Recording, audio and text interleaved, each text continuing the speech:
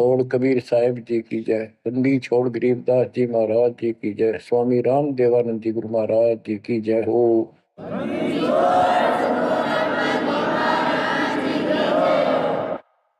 सर्व संतों की जय, सर्व भक्तों की जय, धर्मी पुरुषों की जय, श्री काशी धाम की जय, श्री सुडानी धाम की जय, श्री करोथा धाम की जय, श्री बरवाड़ा धाम की जय।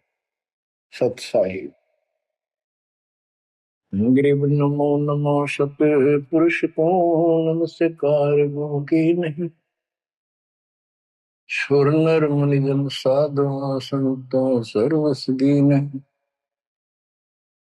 सतगुरु साहिब संत सब दंडोतम प्रणाम, आगे पीछे मत हुए तिनको जा कुर्बान। बच्चों, धन्य है आपके माता पिता जिससे जन्म हुआ, धन्य है आपके पिछले जन्मों की भक्ति और संयम, उसी के परिणाम स्वरूप आज आप परमात्मा की शरण में आए हो। लख वर्षूरा जूझ ही लख वर्षा मध्य, लख वर्ती जहान में तो सतगुरु से मांगे। भावार्थ है कि आप इतने अच्छे धर्म कर्म वाले व्यक्ति रहे हो, लेकिन मोक्ष नहीं मिला। मोक्ष न मिलने का कारण परमात्मा पे अविश्वास रहा। जिस भी धर्म में जब जाति के अंदर हम जन्मे, हम उन्हीं क्रियाओं को उत्तम मानते रहे। परमात्मा के ज्ञान से प्रेरित होकर कुछ दिन भक्ति जरूर की, लेकिन एक से अनेक अधिक नहीं थे हम, फिर हम रह जाते थे। लेकिन ये परमात्मा हमारे पिता हैं कबीर साहब, हमारे सच्चे साक्षी हैं, हमारे एकमात्र हितैषी हैं इन काल के 21 ब्रह्मांड रूपी नरक में। बच्चों, कबीर साहब कहते हैं झूठे सुख को सुख है ये मान रहा मनमोद, ये सकल कभी ना काल का कुछ मुख में कुछ क्रोध। हम इस झूठे सुख को सुख मान रहे हैं। थोड़ा सा धन हो गया, कार कोठी होगी, बेटा बेटी होगी, और फिर सारा दिन बकवादों से अतिरिक्त कुछ नहीं सोचता। धन जोड़ लो, हेरा फेरी कर लो, और अधिक पैसा हो जाता है, राजनीति में आ जाऊं, यानी मई माँ की भूख बनी रहती है। और ये हमारे जन्म मरण का मुख्य कारण है। जैसे आप धर्मदास जी के प्रसंग में सुन रहे हो, कितनी तड़प थी, कितना धन था, लेकिन कुछ भी बन ले, राजा बन ले, महाराजा बन ले, सेठ बन ले, और चाहे गरीब निर्धन बन। अब निर्धन को तो वैसे संतुष्टि नहीं हो चाहता, धन चाहिए।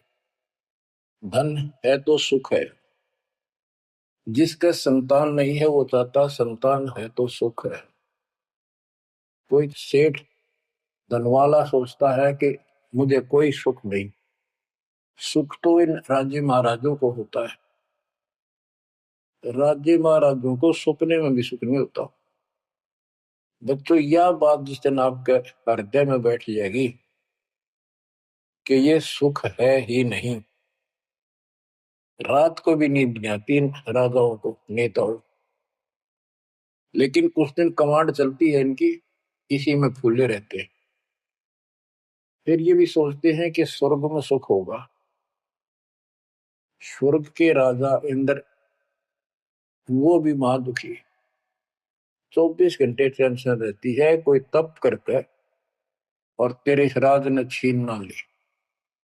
स्वर्ग का राजा नीचे यज्ञ करके या तप करके बनता है, और उसमें एक शर्त होती है कि तेरे शासन के दौरान, तेरे शासन काल में यदि कोई पृथ्वी पे ऐसा तप कर लेगा जो खंड ना हो, कुछ समय निर्धारित है, और 100 अश्वमेध यज्ञ निर्बाध कर गया, तो तेरी पदवी को छीन लिया जाएगा, उसको ये पद दिया जाएगा। तो बच्चों, उस राज को बनाए रखने के लिए इंद्र कभी हद भी पार कर देता है, अति कर देता है, इज्जत बेइज्जती का सवाल भी नहीं रहता। एक प्रसंग आता है, मार्कंडे गोसाई तपस्या कर रहे थे बंगाल की खाड़ी में। इंद्र को पता चला कि एक साधक मार्कंडे बहुत जबरदस्त तप कर रहा है और कुछ दिनों में उसका तप संपूर्ण होने वाला है और तेरी गद्दी जाएगी। उसने अपने देवता गुप्त रूप में गुप्तचर छोड़े होते हैं। इंद्र ने अपनी पत्नी भेजी उसका धर्म खंड करने के लिए। कति अंत हो जाता है आदमी जब अपनी पत्नी को परपुरुष के पास भेजता है, यहाँ कति गिरावट की अंत आ जाता है। इतना जलील होना पड़ता है इस राज्य को बनाए रखने में, और वो भी हार जाती है। फिर इंद्र जाता है। ये लंबी कथा है, फिर कभी बताएंगे। मार्कंडे ऋषि इंद्र की पदवी को टारगेट करके तप नहीं कर रहा था। ये ऋषि क्या करते रहते हैं, ओम नाम का जाप करते हैं और तप करते हैं। तब तो इन्होंने ब्रह्मा जी से लिया। ब्रह्मा जी कमल के फूल पर बैठे थे।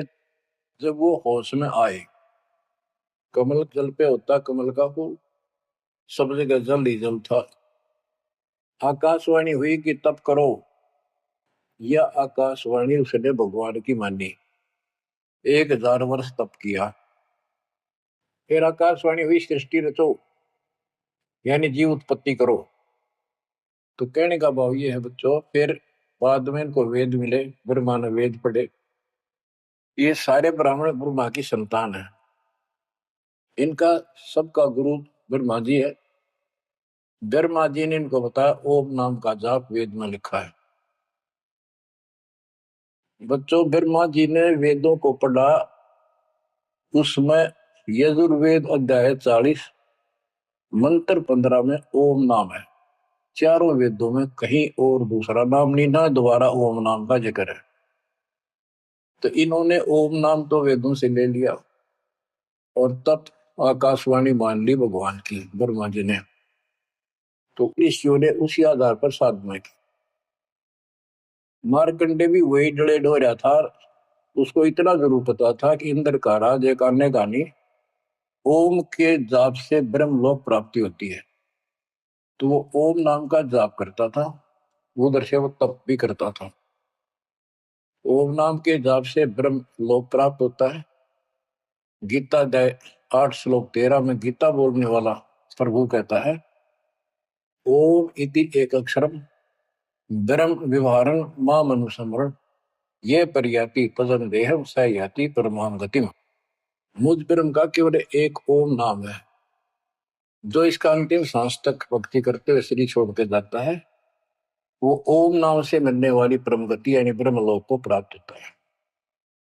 ब्रह्मलोक प्राप्त होता है, ये कहाँ प्रमाण है? श्री देवी महापुराण।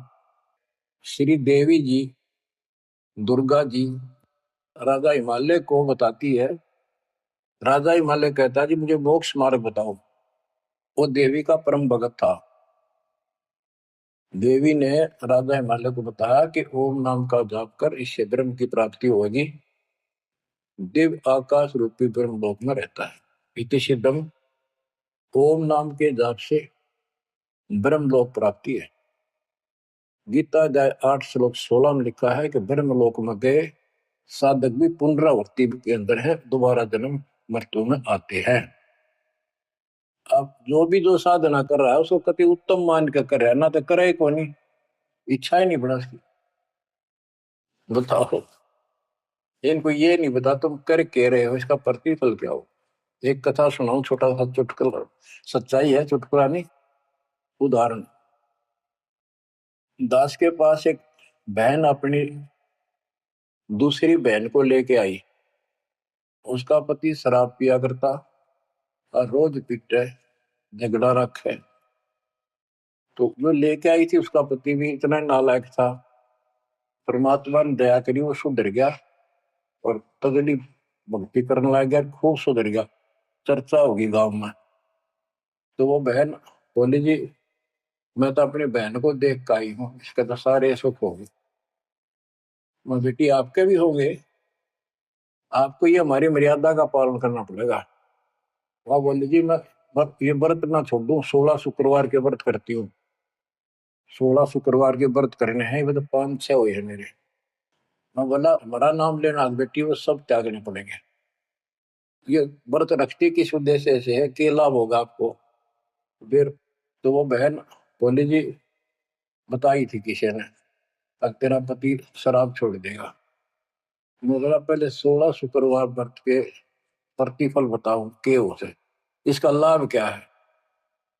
ये आन उपासना, ये डले ढोने वाले क्या बताते हैं कि एक बहन का पति परदेश में गया था और वो 2-3-4 साल तक आया नहीं। उसने किसी ज्योतिषियों से दिखाया, पत्रे हाथ दिखाए, किसी ने बता दिया कि तेरा पति तुझे भूल चुका है, तेरी याद नहीं रही।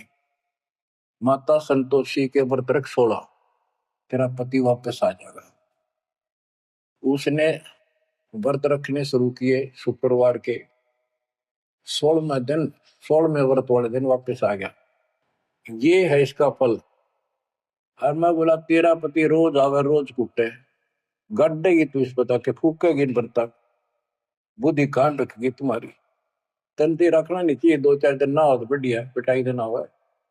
कहने का भाव यह बच्चों, इन गुरुआ गांव बिगाड़े संतो गुरुआ गांव बिगाड़े, ऐसे कर्म जीव का लागिए कीव जड़े नहीं जाड़े। तो मार्कंडे ऋषि इंद्र से कहता है, इंद्र तू इंद्र की पदवी छोड़ दे, अगले जन्म में गधा बनेगा। इंद्र कहता जी फेर की फेर देखी जाएगी, तो मौज करने दो। बता, हमारी बुद्धि यहाँ तक सेट हो चुकी है, फेर के देखी जाएगी, गधा बने पाछा तो कुमार देखेगा, कड़मे मारेगा लठ, 2.5 मन का धरेगा समान कमर पे। मार्कंडे ऋषि उसको कहता तू मेरे वाली साधना कर ले, तुझे ब्रह्म लोक पहुंचा दूंगा।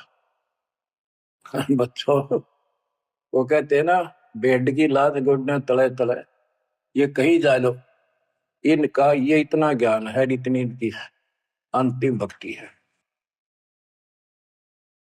अब प्रसंग चल रहा है धर्मदास जी का। ये जड़े धर्मदास जी ने खूब डो लिए थे, और जब आंख खुली, ओए होए होए, अब परमात्मा उनको छोड़कर चले गए। दोनों पति पत्नी देखते ही रह गए, आंखों में आंसू टपक रहे थे। ओझल हो गए भगवान जब गली से अंदर आए, राग खूब रोए अंदर बैठ के। ताकि पता नहीं आऊंगे कि ना आऊंगे ना, ये गाम नाम बताते, ये भी कमाल हो गया। परमात्मा कराते आए तो धर्मदास जी ने बोले खुशी मनाई, चरण पकड़ के बहुत कुछ प्रश्न उत्तर किए। आखिर में कहने लगे धर्मदास जी, हे प्रभु अवगत कला तुम्हारी, हम है कीट जीव वे बिचारी, सतलोक तुम वर्ण सुनावा, शोभा पुरुष अनसन सतभावा।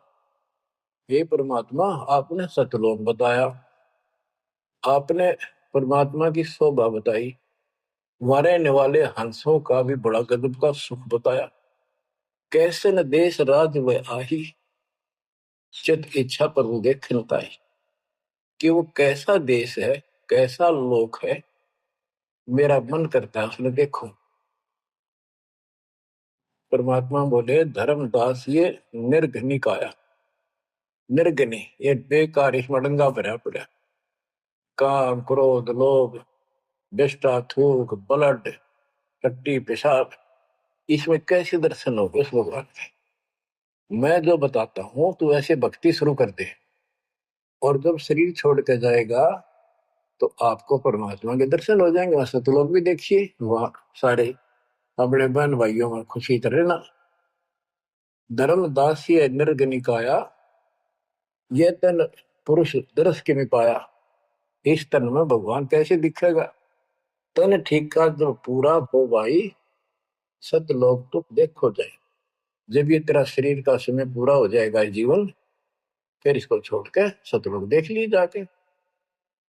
धर्मदास के चरण हो रहा, हे प्रभु तिरसा मिटाहो मोरा, शरण टेक प्रभु विनवे तो ही, पुरुष दर्श बिन कल नहीं मोही।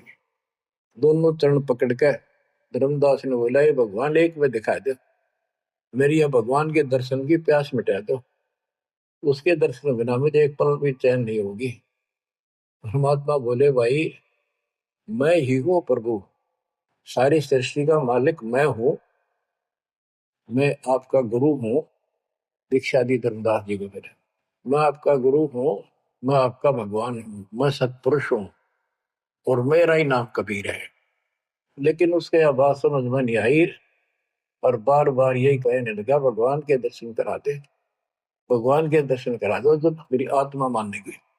बच्चों विचार करो, पहले हम किसी की भी भक्ति शुरू कर दी, राम की, कृष्ण की, शंकर भगवान की, विष्णु भगवान की, किसी की भी, और सब स्वर्ग बताया करते। कदे इस मन भाई का अगला स्वर्ग दिखाओ, हमने जब मानूंगा। पर जब ठीक ठिकाना आता है, ये मन अड़ियल घोड़े की तरह अड़का खड़ा हो जाता है। तीसरे केवल बकवाद करवानी, अच्छे राह पर लगते समय सौ बाधा पैदा करता है। ये मन अड़ रहा था। गुप्त भय पर वो अविगत ताता, धर्मदास मुखावन बाता। जब इतनी जिद करी, परमात्मा अंतर ध्यान हो गया और धर्मदास वो खोले रह गया, ना हाँ करे ना बोले, या के बनी क्या कहने लगा, मैं मतिहीन कोमती मोह लागा, मोहि सम कौन है जग में बागा, मैं मूर्ख प्रतीत न कीना, अस साहिब के मैं नहीं चीने। अब कौन विधि दर्शन पाऊं, दर्शन बिना मैं प्राण गवाऊं, चरणों दक बिन करुण अग्रासा, तदो शरीर कह धर्मदासा। अब क्या कहता है, मैं बड़ा निकम्मा, मैं दुष्ट आत्मा, मतिहीन, कितना मुंह ला लिया भगवान ने मेरे को, और देख मैं कितनी इज्जत कर गया, मेरे जैसा निर्भाग धरती पर नहीं। मैं मूर्ख, मैंने भगवान पर विश्वास ही नहीं किया। फिर वो बुरी तरह, इस मन की यह गंदी आदत है। अब कौन विधि दर्शन पाऊं, दर्शन बिना मैं प्राण गवाऊं, चरणों तक बिन करो न ग्रासा, जब लगूं के चरण धोकर नहीं पी लूंगा मैं, अन्न नहीं खाऊं, तजो शरीर कह धर्मदास, नहीं तो मरूंगा। दिवस सात लग अन्न न खावा, भजन अखंड नाम लो लाओ। जो नाम दिया था उसमें डट कर भक्ति करता रहा, ना कुछ खाया ना पिया। सातवें दिन पर वो प्रगट दिखाए, धर्मदास पद गए उकलाए। सातवें दिन परमात्मा आए, धर्मदास ने पैर तरफते हुए पड़े पड़े ने पैर पकड़ लिए, दृढ़ श्वासा निपट अधीरा, पड़े चरणन में अक्षीण शरीरा। शरीर बहुत कमजोर हो गया था, धरती में पड़े पड़े न सरक के वाले के चरण पकड़ लिए। कर गए साहिब तही उठावा, शीश हाथ दे अंक मिला। परमात्मा ने उसके अपने हाथ का सहारा देकर उसको खड़ा किया और फिर अपने सीने से लगाया। धर्मदास चरणोदक लीना, चरण पखार आचमन कीना। धर्मदास ने फिर उठ के जल लाया, परमात्मा के चरण धोकर पिए। परमात्मा बोले, हे धर्मदास, प्रसाद कुछ पाओ, कुछ खा लो, कर प्रसाद तो मुंह पे आओ, मेरे पास आओ फिर तो, और फिर मैं तुझे सारा ज्ञान बताऊंगा। तो धर्मदास ने जल्दी जल्दी कुछ खाया। उसका ये टेंशन थी कि चले ना जा। थोड़ा बहुत खाया, पानी पी के फटते से आगे बैठ गया। धर्मदास का शरनाई, सुन प्रभु अगर अपार, 7 दिवस कहाँ रहे, कौन देश पगडार। तो परमात्मा से पूछने लगा, है भगवान आप कहाँ रहे, कैसे कैसे रहे, कहाँ गए।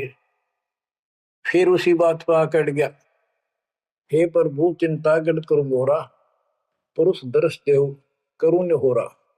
मैं हाथ जोड़ू, आपके निहोरे निकालूं, मुझे भगवान के दर्शन दिखा दे।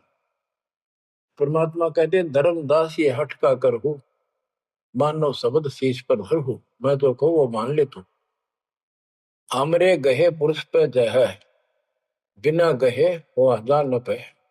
अब मेरे नाम को तो ठीक से जब मैं मिल गया, गुरु के बिना उस भगवान की प्राप्ति नहीं हो सकती। हमसो पुरुष ऐसा आही, जल तरंग जल अंतर नाही।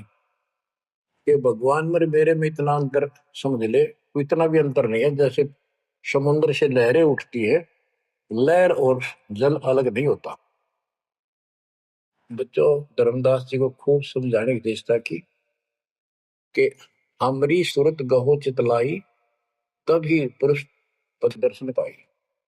मेरे को भगवान रूप समझो, तब मालिक की प्राप्ति होगी। से हृदय प्रतीत असाने, गुरु और पुरुष भिन्न नहीं जाने।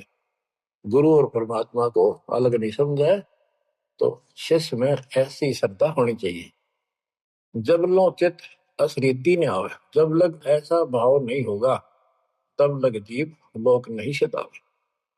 धर्मदास चित बहु सकाने, चरण टेक वो विनती ठाने। सारा कुछ कह लिया भगवान ने, पर उसने अपनी बात को ऊपर रखा। परमात्मा भी चाहते थे कि मैं एक अपना आई विटनेस तैयार करूं। हे प्रभु, सत कहो तो पाही, तुम ते कुछ तुझता ही नहीं।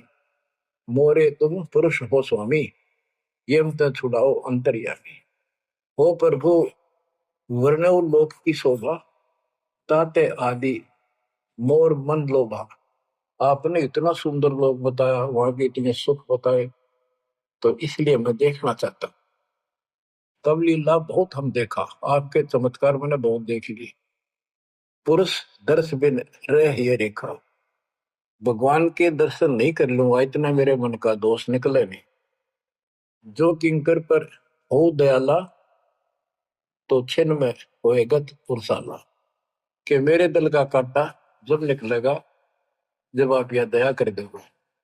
तब परमात्मा ने कहा, धर्मदास ठीक है, चलो।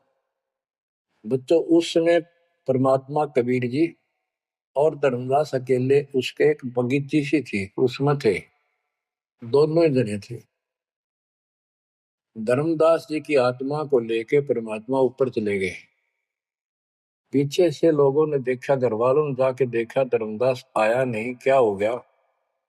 वो बेहोश पड़ा, जैसे कोमा में होता है, मरा नहीं। 3 दिन तक ऐसा रहा। मालिक को ऊपर लेके गया। धर्मनी जो ऐसो चितके ना, तन तद चल लोक प्रवीणा। छोड़ इस शरीर को, चल मेरे साथ। राखो तन गौर ले हंसा, ता पहुंचे जा काल ही संसा। क्षण एक में पहुंचे जाई, अवगत लीला लखे को गाय। शोभा लोक देख सुख माना, अतुदित असंख्य शशि और भाना। इतना प्रकाश उस लोक का, जैसे असंख्य सूर्य और चांद उदय हो गए हो। परमात्मा कबीर जी जिंदा बाबा के रूप में थे। जब सतलोक में पहुंचे और जब उस परमात्मा के महल के सामने सतलोक में संतरी खड़ा था, परमात्मा बोले, भाइयों, मृतलोक से एक हंस आए हैं, धर्मदास इनका नाम है, और इनको वह परमात्मा के दर्शन कराओ सतपुरुष के। द्वारपाल ने एक और भगत को बुलाया और कहा, इनको सतपुरुष के दर्शन करा के लाओ, महल में ले जाओ, दरबार में। जब वो लेके चला धर्मदास जी को, बहुत से भगत और आगे हंस, हंसनी, यानी जैसे यहाँ भगत कहते हैं, वहां हंस कहते हैं। भगतमती कहते हैं, वहां हंसनी कहते हैं। हंस का अर्थ है, हंस एक पक्षी है जो बुगले जैसा होता है, ताकि सेम टू सेम। लेकिन उसका गुण ये होता है, वो मांस मच्छी नहीं खाता, भूखा मर जाएगा, केवल मोती खाता है। अर्थात संत भगत वो होता है जो सब बकवाद छोड़ दे, केवल राम नाम के मोती सेवा सुमन दान करे, उनको हंस कहते हैं। तो काफी हंस इकट्ठे होकर आगे भगत और हंसनी भगतमती। बच्चों, जैसे दास बताता रहता है जो बच्चे स्कूल में सुख लेना चाहते हैं और वहां बकवादों में लगे रहते हैं, वो सदा दुखी होते हैं। अपनी पढ़ाई पूरी करके बढ़िया नौकरी मिल जाए, फिर नाचो गाओ, वहां सुख लो सारा। नाचने गाने का मतलब यहाँ पृथ्वी लोक पर रहना नहीं। भाव ये है कि जब आप सतलोक चले जाओ तो वहां मौज करियो सारी है। यहाँ का है का नाचना, कित का गाना, एक पलक में पता नहीं क्या हो जाए। तो जैसे सतलोक में दूसरे धर्म वाले कई कहते हैं, तो सतलोक की महिमा बताते हैं कि सतलोक में प्रकाश ही प्रकाश है, वहां और कुछ है ही नहीं। वो आत्मा उसमें ऐसे मिल जाती है जैसे बूंद समुद्र में। ये पूरा राधा स्वामी पंथ, सच्चा सौदा वाले, सरसाले, देव गुरुदेव वाले और भी सब इस यह रटला रहे, वहां कुछ नहीं है। और आंखों देखा धर्मदास क्या बताता है, वाणी पढ़ता हूँ, ये वैसे लिखी हुई है पुराने समय की, शुद्ध नहीं है इतनी, लेकिन अर्थ गजब का है इसका। कहते हैं, जित देखा जगमग झलका ही, देखत हर्षित भय ही भाई।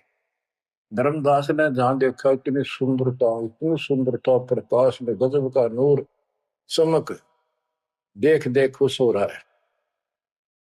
द्वारपाल हंस जो रहिया, ता में एक हंस से कहिया, ए हंस तुम जाओ लिवाई, पुरुष दर्श दे आनो भाई। इसको धर्मदास को ले जाओ, परमात्मा के दर्शन करा के वापस यहीं ले आना। चले लिवाए पुरुष पे जहां, अचानक हंस वो आए तब ही। वहां बहुत से अचानक और हंस आगे वक्त, करत कोलाहल मंगल चारा, शोभा अद्भुत अंग अपारा। हो उनके जो वहां पर भगत आए और भगतनी आई, इतने गजब के सुंदर शरीर देखते ही बने। उनके गले में रत्नों की माला और जगमग दे, बहुत गजब का, बहुत सुंदर कपड़े पहन रखे, अमर चीर शोभा धर्माए, अनसन भाल शोभा के वर्णो। धर्मदास कहता है कि उन हंसों के माथे की शोभा क्या बताऊं, बहुत गजब की। रवि करतारों षोडश चंद्र भाल छिवि लहू, यानी 16 चंद्रमा का प्रकाश हो उनके माथे की, इतनी चमक थी, इतना नूर था। हंस कांति प्रतिरोम प्रकाशा, हीरा मणि उदित रोमासा। उनके शरीर की इतनी गजब की शोभा थी, प्रत्येक की रोम रोम की जैसे हीरा मोती चमक रहे हो। उनके शरीर का प्रकाश षोडश रवि, अनसन छवि मोहा, देह प्राण शुभ अमृत शोभा। उनके शरीर की शोभा 16 सूर्यों के प्रकाश जितनी थी। अब वहां भगवान के दरबार में पहुंच जाते हैं वो लेकर के, सिंहासन से भी देखत मनमोहा, ओह सुरती हंस अग्रानी अगाने, सत्य पुरुष सकल देखत अरसाने। वहां लेकर गए नाचते गाते हुए। जब उसने भगवान को देखा, धर्मदास जी ने, तरह गजब का प्रकाश, एक रोम शरीर के बाल की चमक, करोड़ सूर्य करोड़ चांद मिला दे। एक रोम रवि शशि कोटि सा, एक रोम की शोभा करोड़ सूर्य और चंद्रमा जैसी। पुरुष प्रकाश सतलोक अंजोरा, ताने पहुंचे निरंजन चोरा। के उस सतलोक का इतना सुंदर प्रकाश है, वहां ऐसी व्यवस्था है कि वहां ये काल निरंजन, ये चोर नहीं जा सकता, यानी इसका वहां भय नहीं है। अब सुनो, 4-5 पंक्तियों में कमाल कर दिया। पुरुष कबीर देखा एक भाई, धर्मदास पुन रहे लज्जाई। वहां पर परमात्मा, तो सतलोक का मालिक, असंग ब्रह्मांड के तकत पर सिंहासन पर विराजमान था, वो वही सूरत थी उनके साथ धरती से नीचे से आया था। ओहो, देखो ये तो लिखा कबीर सागर में, ये वो सुना रहा हूं। और वास्तविकता आपको बताई कि परमात्मा स्वयं उसको साथ लेकर गए और वो चौर करने लगे उसके ऊपर। हमने इसका रस निकालना, सारा रस निकालना है। कबीर सागर का बहुत अड़ंगा कर रखा है इन्होंने, फिर भी हमने निष्कर्ष देखना है जब धर्मदास जी ने देखा कि ये कबीर इनका सेवक है और ये है भगवान, उसमें रूप दो थे। जब परमात्मा खड़े हुए और जिंदा बाबा वाला रूप उस तख्त पर विराजमान हुआ, बच्चों जिसको धर्मदास भगवान मान रहा था वो खड़े हुए सतपुरुष और परमात्मा जिंदा बाबा वाले वेश सिंहासन पर विराजमान थे, और वो चवर लेकर खुद परमात्मा उस कबीर जिंदा बाबा पर करने लगे। धर्मदास का आश्चर्य का ठिकाना नहीं कि अभी भगवान यो है कि ये है। इतने में वो जिंदा बाबा में समा गए जिसको वो सतपुरुष दिखाई दे रहे थे, और वो शोभा जो कि तू जिंदा बाबा वाले शरीर की होगी। अब कहते पुरुष कबीर देखा एक भाई, धर्मदास बहुत ही लज्जाई। वहां मुझे प्रतीत नहीं आई, हे परमात्मा कैसी कुमुख हिम्मत छाई। धर्मदास कहता हुआ मुझे विश्वास नहीं हुआ, ये महाराज कह रहे थे भगवान मैं परमात्मा हूँ, मैं सारी सृष्टि का रचने वाला हूँ, मेरा नाम कबीर है, असंग ब्रह्मांड का स्वामी हूँ। अब धर्मदास जी कहते हैं भगवान कबीर पुरुष एक यहाँ छिपाए, सत पुरुष जगदास का है। धाये चरण गो अति सकुचाई, हे प्रभु हम परिचय तब पाई। हे परमात्मा अब आपको मैंने पहचान लिया, ये शोभा कस वहां छिपाओ और कस ने जग में प्रकट दिखावा। आपने ये शोभा वहां क्यों छुपा रखी है, वहां क्यों नहीं दिखाते इस लीला को, ये अपनी असलियत को, आपके वास्तविक शरीर की शोभा को। परमात्मा बोले धर्मनी जो वही छवि जग जाऊं तो ही विकल निरंजन राव। यदि मैं इस शोभा युक्त नीचे जाऊं तो काल निरंजन पागल हो जाए, और मैंने उसको वचन दे रखा है कि मैं अपना ज्ञान समझा के जीव को लाऊंगा। और वैसे बच्चों परमात्मा आज हमने ले जा, हम टिक नहीं सकते वहां पर, भूल जाओ इन बातों में, ये तो कहने की बातें हैं।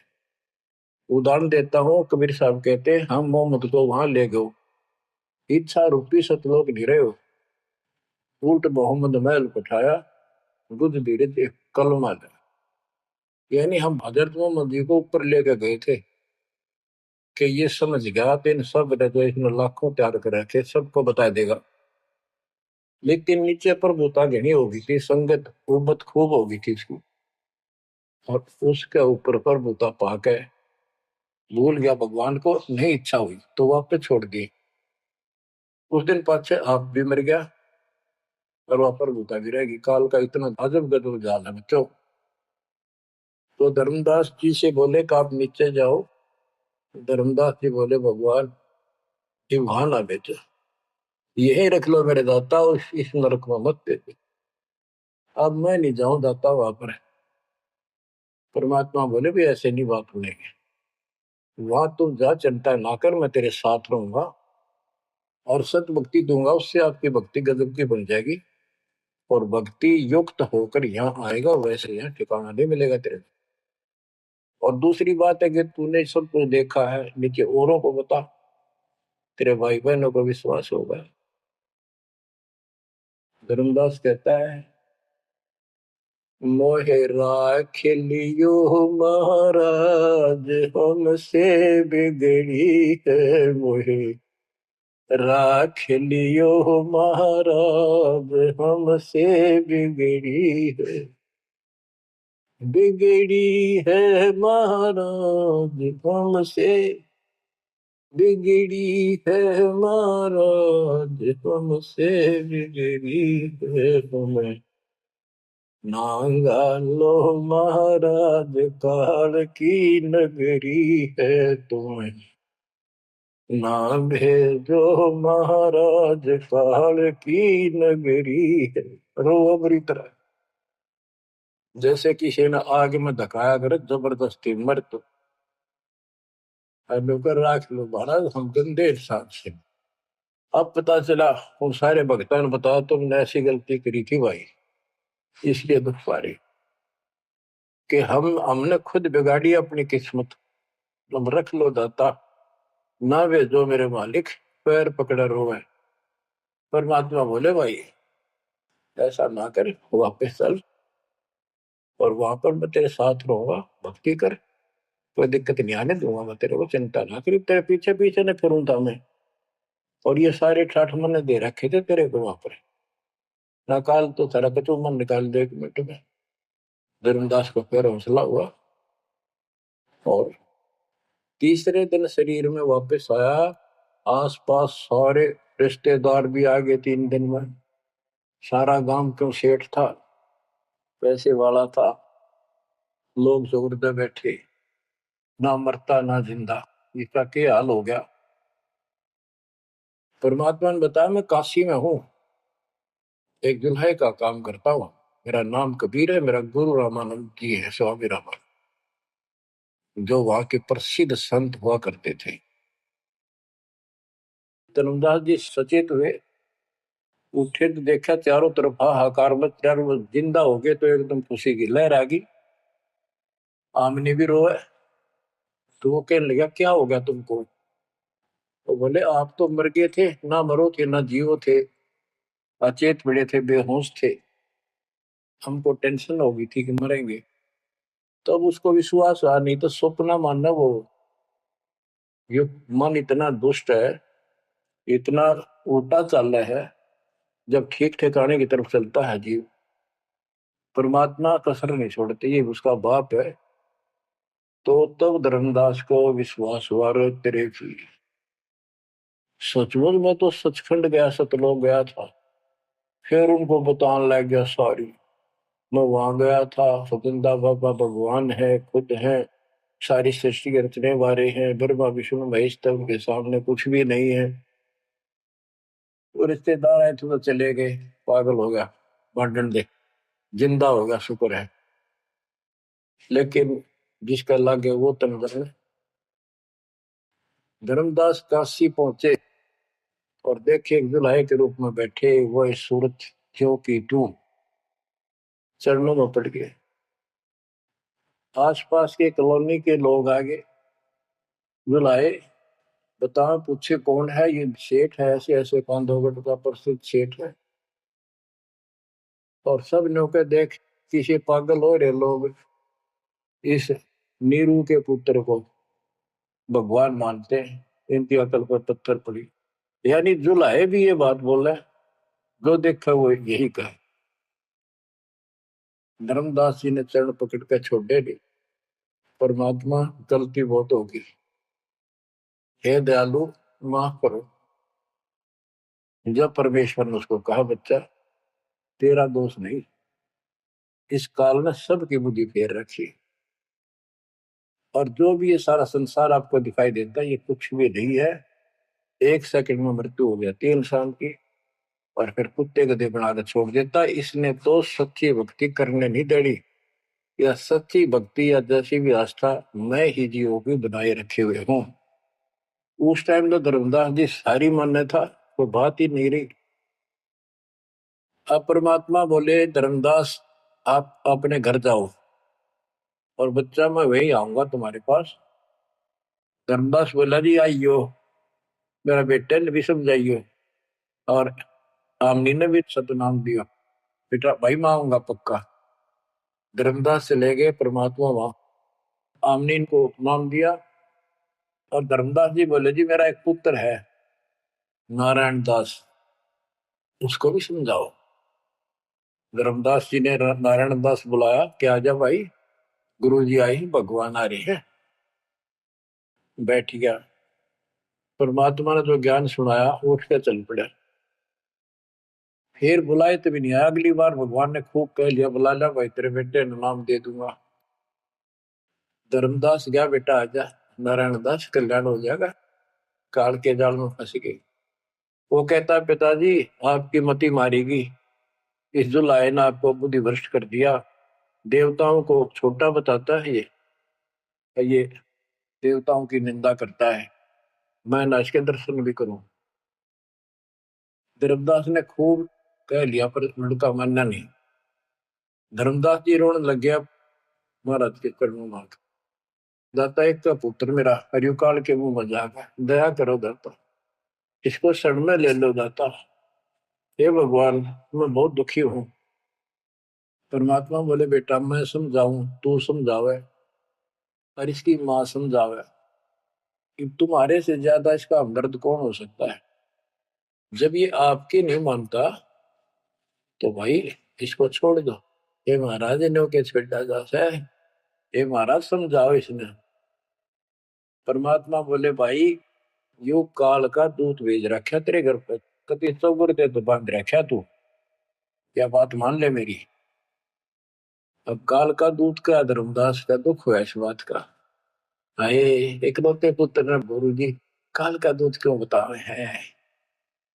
परमात्मा बोले कि तेरा बेटा कहां पर है, उसको एक बार ले आया यहाँ पर। धर्मदास बोले बेटा चल, तो कुछ ना सुनिए, बैठ जाओ बस। वो आ गया। परमात्मा ने उसकी तरफ ऐसे आशीर्वाद वाला हाथ किया और धर्मदास से बोला देख ये है तेरे बेटे की बॉडी के अंदर, इस शरीर के अंदर यू काल बैठा। उसका शकल देखी उसने छोरे के अंदर से, वो वास्तविकता थी उसको काल के दूत की। ओछा माता, लंबे दूत, विकराल शरीर। परमात्मा बोले यू बैठा इसके अंदर, यू काल का दूत है, ये कभी भी नाम नहीं लेगा ना तेरे साथ चलेगा। जब धर्मदास बोला नारायण दास है, जा बेटा जा, जा कर ले काम कर ले काम। चरणों में पट गया, भगवान मेरा तो बीज नष्ट हो गया, हे भगवान मेरा तो वंश ऊपर चलेगा, बताइए काल पैदा हो गया मेरा तो। परमात्मा बोले वंश ने के चाटेगा, तू पीछा छुटवा ले यहाँ से बेटा, क्या करेगा इस वंश का। ये तो काल खाई खुराक का पहल पोशाक का यम का बकरा पड़ता है, लेकिन हमारा तो रंग चढ़ रहा है। लोग के कहेंगे, फलाना के कहेगा, संतान ना हुई तो संपत्ति का कैसे होगा। कई बीमारी बांट रखी है, कई रोग ला रखे काल। परमात्मा बोले ठीक है, तेरे को मैं अपना बच्चा अपना हंस भेजूंगा, और आज से 1 साल के बाद तेरे घर में पुत्र उत्पन्न होगा, उसका नाम चूड़ामणि रखना। उस समय बताते हैं धर्मदास की उम्र 80 साल की हो चुकी थी और आमनी देव भी वरदौलिये थे। ये धर्मदास के आप विश्वास हो, ये मालिक हे परमात्मा इस उम्र में कैसे बच्चे होंगे हमारे, हम तो कति व्यर्थ हो चुके हैं। तब दाता ने कहा देख उधर देख, तेरे आंगन में एक छोटा सा बच्चा ऊपर से आया, आंगन में हाथ पैर मारे नो, एक पत्ते के ऊपर लेट गया आके, साथा आया पत्ता से, ये तेरे घर में 1 साल के बाद आएगा। इतने बहुत ध्यान हो गया, कुछ विश्वास कुछ अविश्वास, परमात्मा की दया हुई। आमनी को गर्भ रहा, 9वें महीने 10वें दिन बच्चा हो गया, नाम चूड़ामणि रखा। और तू कुल की चिंता करता था, तेरा 42 पीढ़ी तक तेरा वंश चलेगा, चिंता ना कर। जब उसका दिल डटा, बच्चों गजब की बात है, तो मैं धीरे धीरे इसको पूरी सुन ले हुए कथा को, आपके बहुत से अंधेरे हट जाएंगे। अब परमात्मा ने चूड़ामणि शाना हुआ, उसको दीक्षा दी, उसी को धर्मदास जी को भी गुरु पद दे दिया था। पर बोला तो किसी ने मंत्र ला दिया, सारा सार नाम तक दे दिया उसको, और कसम खवा दी कि ये नाम किसी को नहीं बताएगा। जब धर्मदास डिगमग देखे तो उसके लड़के को गुरु पद दे दिया चूड़ामणि, केवल 5 नाम, ये 7 में से 5 बीच बीच के दिए, और बेटा इसी को तू आगे देता रहना, तेरे गुरु पद दे दिया। परमात्मा की कोशिश थी ये मंत्र करते रहेंगे, इनको मनुष्य जीवन मिलते रहेंगे, भगवान की आस्था इनमें बनी रहेगी, कुछ लाभ होते रहेंगे, और इस बिजली पीढ़ी तक जाना था उनको। लेकिन धर्मदास को बता दिया था कि काल मेरे नाम से 12 पंथ चलाएगा, जो सारे गलत साधना करवाएगा, और तेरे वंशज तेरे परिवार वाले 6ठी पीढ़ी में जाके ये असली नाम भी छोड़ देंगे। एक टकसारी पंथ होगा, उसकी साधना शुरू कर देंगे, जो एक आने की नहीं होगी। जो इब सारे धर्मदास वाले दामा खेड़ा वाली गद्दी में वो टकसारी वाले की साधना चल रही है। वो 5 नाम भी गए। फिर धर्मदास रोने लग गया, हे मालिक इनका उद्धार कैसे होगा। तो माता बोले मैंने कुल दिया तेरा 42 वंश तेरे, उद्धार उसका होगा जो मैं भेजूंगा एक संत भगत अपना दास, उससे तेरे पीढ़ी वाले नाम लेंगे या सारा संसार लेगा, सबकी मुक्ति हो जाएगी। बच्चों, परमात्मा की असीम रजा है, आप ये सत्यनारायण कथा सुन रहे हो और सुनते रहो। मुश्किल से ये अमर कथा मिली है सुनने को। मालिक आपको मोक्ष दे, सदा सुखी रखे। सत साई।